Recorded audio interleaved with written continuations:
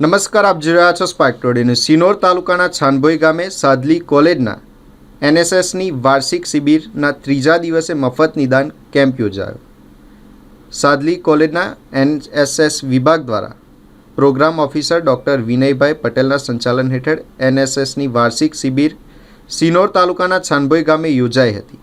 આ શિબિરના ત્રીજા દિવસે મફત નેત્ર નિદાન કેમ્પ અને ચશ્મા શિબિરનું આયોજન કરવામાં આવ્યું, જેમાં બોડેલીથી આવેલા ડૉક્ટર રમેશ કે પટેલ દ્વારા મોતિયા, ઝામર, વેલ, ફૂલ જેવા દર્દીઓની મફત તપાસ કરી આપવામાં આવી હતી।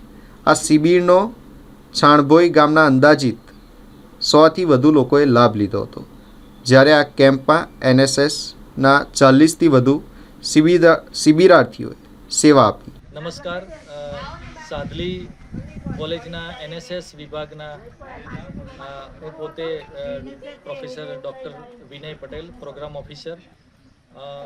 આ વર્ષની અમારી એનએસએસની વાર્ષિક શિબિર છાણભોઈ મુકામે કરવાનું આયોજન કર્યું છે અને આ શિબિરના આજના એટલે કે ત્રીજા દિવસે અમે છાણભોઈ મુકામે એક નેત્ર નિદાન કેમ્પ અને ચશ્માનો કેમ્પ અમે રાખ્યો છે।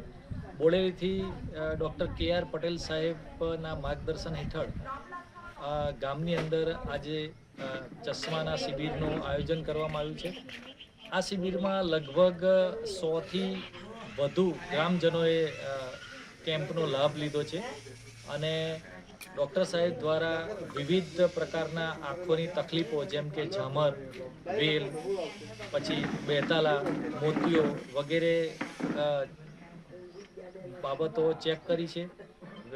દર્દીઓની આંખો ચેક કર્યા પછી એમને કયા પ્રકારનો રોગ છે અથવા તો કયા પ્રકારનું નિદાન કરવું પડે એમ છે એ બાબતોની તપાસ કરીને તેઓને આગળ કયા પ્રકારના ઓપરેશન કરવા જોઈએ અને કઈ જગ્યાએ કરવું જોઈએ એનું માર્ગદર્શન આપ્યું છે। ઓપરેશન માટે બોડેલી હોસ્પિટલ રાખી છે, મફત ઓપરેશન કરવાની પણ એમને ખાતરી આપી છે।